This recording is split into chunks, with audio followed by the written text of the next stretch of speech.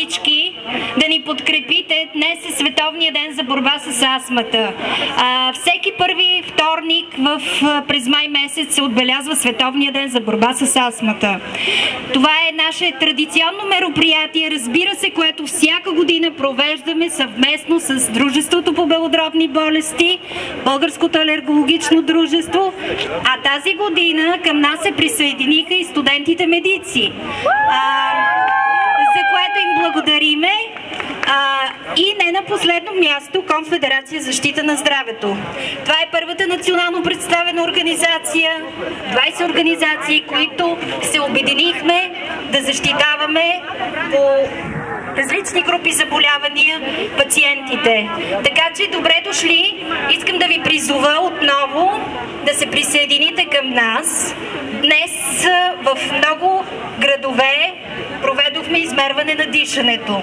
Това са Пловдив, където проведохме 200 спирометрии, Стара Загора 124, Варна 300, Берковица, един малък град, но 109 спирометрии, Плевен 200 и Видин 200.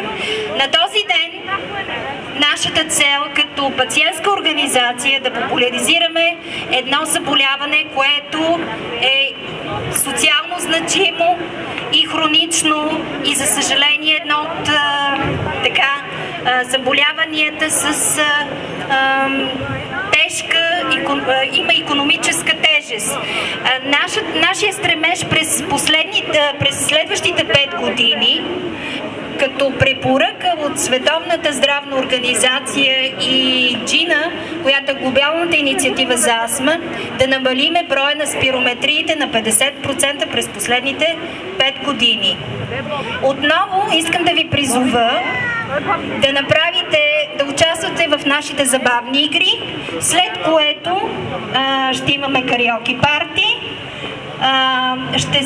Ще ви тестваме, ще можете да тествате дишането си също. И така, бих искала да дам думата на доцент Костов.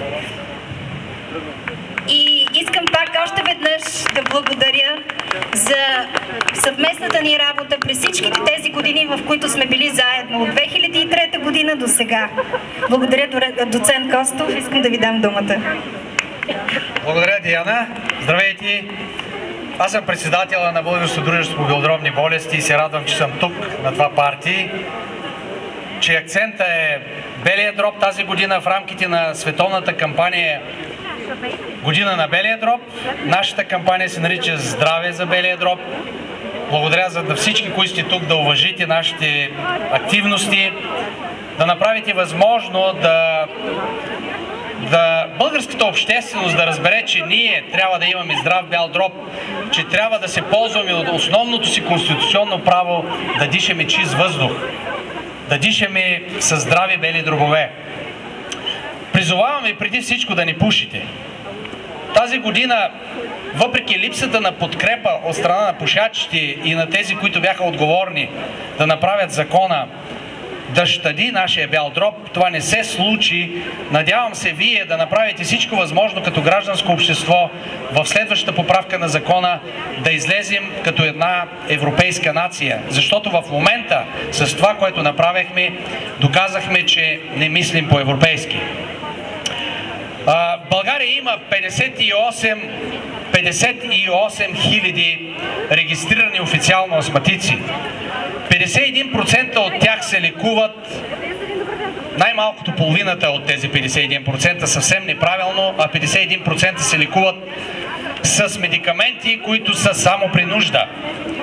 22 милиона лева през 2008 година са дадени за болници с астма, от които, забележете, 11 милиона от пациенти, 3 милиона от болници и само 9 милиона от Националната здравноосигурителна каса.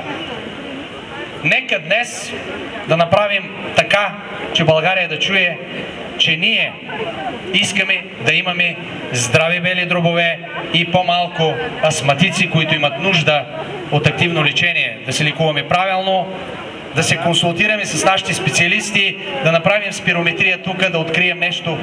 Надявам се да не успеете да откриете, но нека да тестваме белия си дроб, да видим дали имаме пълния капацитет на нашето дишане. Желая ви добро настроение с музикантите, с нашите приятели студенти, да попълните въпросниците. Желая ви здраве! Здраве на вашия бял дроб и въобще да се чувствате здрави!